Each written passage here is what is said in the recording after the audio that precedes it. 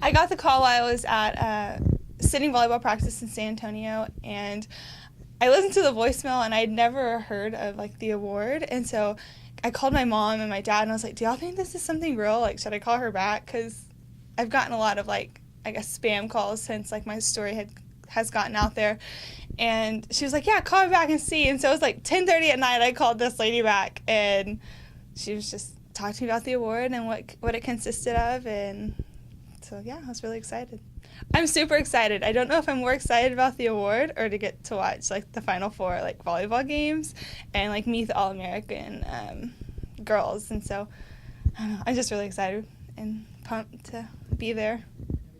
Sitting volleyball is going great, and it's definitely different muscles than I've worked ever before, and so my parents always laugh because I'm like, my shirts don't fit right. I think my arms are getting bigger because I have to scoot myself around all the time. So it's definitely an adjustment, but I love it. I love the athletes that I get to train with and the coaches, the staff, everyone. It's just great, and it's a great atmosphere to be with. Sitting volleyball is for Paralympic athletes or disabled athletes such as lost limbs. And we are sitting on the volleyball court. It's a smaller court, lower net, and we scoot around with our hands and play regular volleyball. It's just a lot faster, and your reaction time has to be like very precise because it comes fast.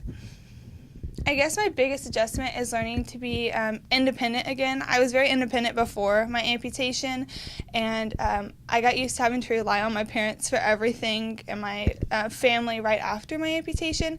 And so I really focused on trying to get back into doing things on my own, not needing help. I have my service dog that helps me at home and stuff, but I really like to try to do things on my own. It makes me feel like I'm a normal kid again. It takes a while to get back to that feeling just from being sick and on chemo, so adjusting to that's been probably the biggest thing.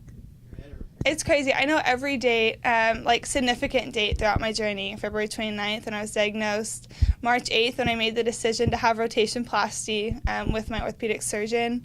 March 25th I started chemo, July 7th I had my leg amputated, and January 10th I finished. So it's kind of interesting how I don't forget those dates, and I'm very forgetful thanks to chemo.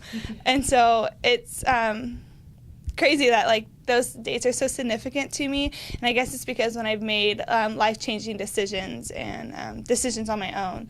And so yeah, those pretty much stick out the most.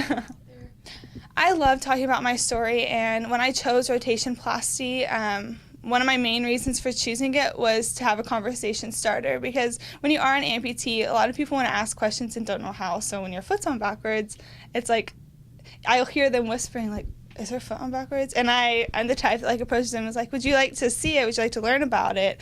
And so yeah, I forgot what you asked, so I kind of went off awkwardly. If they're going to turn my foot like back around. Everybody asks that, like, "Why is it going to stay that way?" And I'm like, yeah, it's stuck that way. We're not turning it back around unless science creates a knee. So that's probably been the weirdest one, because I just really don't know how to answer that. So my nurse practitioner at MD Anderson, Caitlin, was like standing there, and she was in these little ballet slippers, and she was like trying to like show us standing up with her two regular legs, and me and my mom were like, "What is she trying to tell us? This makes no sense." And so they pulled up a video of the ballerina Gabby Shaw, and like explained it to me and showed me some more of their patients, and I was like, "Can I play volleyball again with this? Can I run with this?" And they were like, "Yeah, you can do anything you did before." That's when I was like, "All right, let's do this," because it's not going to limit me any. And so yeah, so my motto through this is I want to make a difference while being different, and I want other patients and people to know that you are different in your own way, and everybody's chemo is different, their journey is different, so shine with it, enjoy it, take in the time that you get to spend with your family. I definitely did not realize how much I should have taken that in until I come back to school, and I'm like, man, I don't get to sit with my grandma every day at home anymore, or I don't get to go places with my parents like I did before. So really take in the time that you have off with treatment. I know it's not easy. It's definitely life-changing. You don't feel good, but I guess the best way I'd say is enjoy it. we tend to look down on it and regret it, but there's nothing that we can do to change it. So, yeah. So going through treatment, actually my first time meeting with my oncologist, he mentioned to me Make-A-Wish, and got me super hyped about getting to take a trip. And I was diagnosed the week of my 19th birthday, so I met with him after I was 19.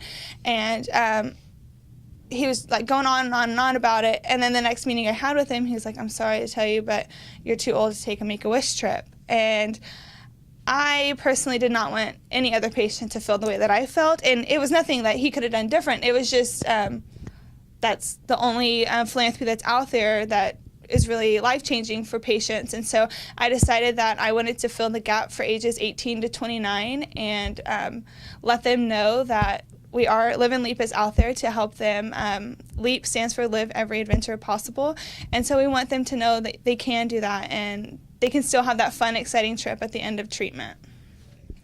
So that was probably the best time of my life. I had so much fun playing college ball and being with the girls and competitive. I'm super competitive, and so getting to compete every practice, every day, every game with my own teammates and with opposing teams to have a starting position and be the best that I could possibly be. It was super exciting. I actually started experiencing knee pain another significant date, February 5th. We were in, where's Shriner? It's Tyler? Wait, which one's the one up north? Hold on. ATBU. No. LaTourneau, UT Tyler. Right before you get to Oklahoma. Sherman, yeah. I was like, which one is? Okay, so we were. I was like, what? It starts with an S. Yeah. We were actually up in Sherman, and I bent down to pick up a ball, and I heard my knee pop. And I was an athletic trainer major at the time, so I kind of self-diagnosed myself with a torn meniscus, and I didn't want to say anything to anyone because I was like, this is my first tournament, and I cannot be the athlete that is complaining of pain my first tournament before the game even started. So I just kind of pushed it aside, and I did that the whole season. I would tell the athletic trainers, don't tell Tiffany because I don't want her to know that my knee's hurting. And I mean, you, of course, don't think the worst. And so yeah, whenever I did finally go to the doctor and they told me I had a fractured femur, I was like, what in the world? I did not know. I thought I was going crazy. I didn't think it was that bad. So yeah, it was definitely very interesting time. Were you playing with a fractured femur? So yes, the tumor actually caused my femur to fracture because it weakens the bone. And so whenever I went to my first appointment, they saw the bone cyst, is what they called it, and the fracture, and they thought it was a non-ossifying fibroma, which is non-malignant. And so they just kind of like, stay off of it, it should heal. If we need to go in and take out the cyst, we can. And it just kept getting worse. And so, yeah, I played all season on it. It was weird. When I was in practice or when I was running anything, it was fine. It was when I stopped at night and laid down and like relaxed. And I soon found out that bone tumors are active at night, which is why you have most pain at night. So I was super like in tune with everything when I came out. I kept waking up and asking my nurse. I remember she was sitting like right next to me, and she like had her hand on my arm, and I kept asking her like, is it cancer? And she kept saying, are you still in pain? I was like, that's not the question. Is it cancer? And she just kept like going around it. So I went back to sleep, and I woke up. So my dad, when he like gets anxious, me and my brother both, he'll like, if he's sitting next to us, he'll like hold onto our leg, like rub it, or our hand. And so I woke up and he was actually rubbing right where they did the biopsy. And I was like, Dad, that really hurts. And I opened my eyes and I could hear my mom and him crying. And that's when I asked, like, is it cancer? And or I said, what is it? And my mom said, it's not good. And that's when I was like, okay, well, we had watched Get Hard the night before because none of us could sleep. And so I looked at him, I was like, okay, well, y'all can't be doing this sad dog face. Like, I'm going to need y'all to smile, and I can't do this alone. And so they kind of just sucked it up right then and there. And my brother was on his way to Dubai, and the ship captain actually let him call me at that time off their satellite phone. So I got to talk to him right then, and my doctor. And so it was kind of a sad but happy moment because like everybody was there. I was very comfortable. I felt like if this was something that was going to take my life, God would have planned a little different reaction out of me, and I just felt at peace and ready to fight. To start out, Jill, I recruited her for a purpose. I knew, we always look at character and we always look at the true meaning of the player. And Jill has always stuck out to us. She was a leader. She was energetic. She was competitive. Just made a difference every time she stepped into the gym, and she still does. She still continues to do that. When we learned of her diagnosis, it wasn't oh my God, what are we going to do? It's okay, what are we going to do for Jill? We were going to do everything possible. We were in this fight together. We were a total team. Just because she was diagnosed didn't mean she wasn't a part of our team still. She's still a part of our team in every aspect we can have her. And so we were just ready to fight with her. When you're a part of that atmosphere, you have to do it together, and we were ready to do it together. Being positive, they say, is 99% of like how you feel, and that is so true. And every time I was admitted into the hospital, I was usually gotten out on a Saturday, and so I would plan my Saturday to travel to wherever the girls were playing to be on the court, because I knew that I wasn't going to feel good, but if I was with them, I would feel great. And so I just kind of plan my treatments and my trips around that so I could stay up and stay positive and stay feeling good. I got up every day and did something, whether it was something small, like made myself some toast, or I just always did something. That way I felt good and positive and know that I was doing okay. It was very emotional because I was a little late to the game, and they were doing the national anthem.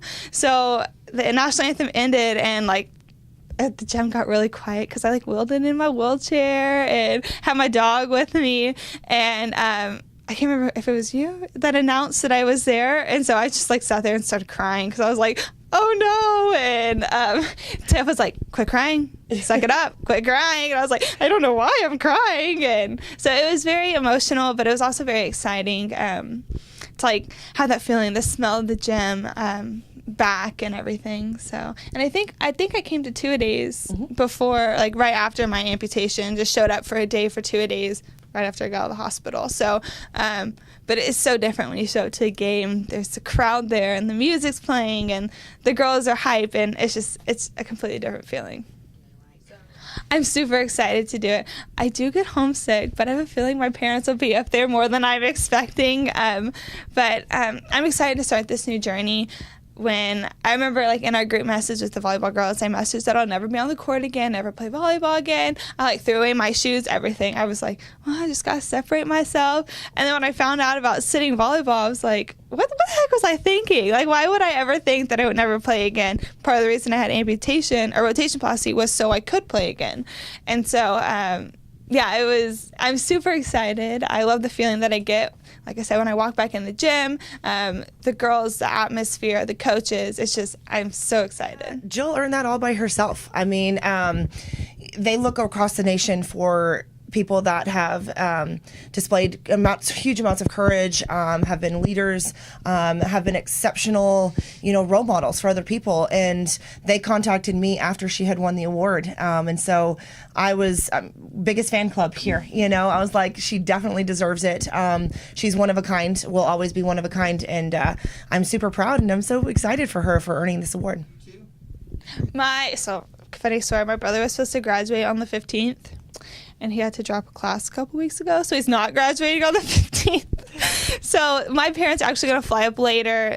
They both have work and stuff. But we're going to the banquet together. They're not going to be able to make it to the banquet.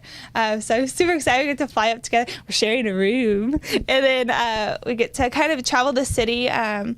They provided us with, do I say this, a stipend, I guess? You can say stipend. Yeah. Okay. They provide us with a stipend, and so we get to travel the city a little bit and check things out and then watch some great volleyball.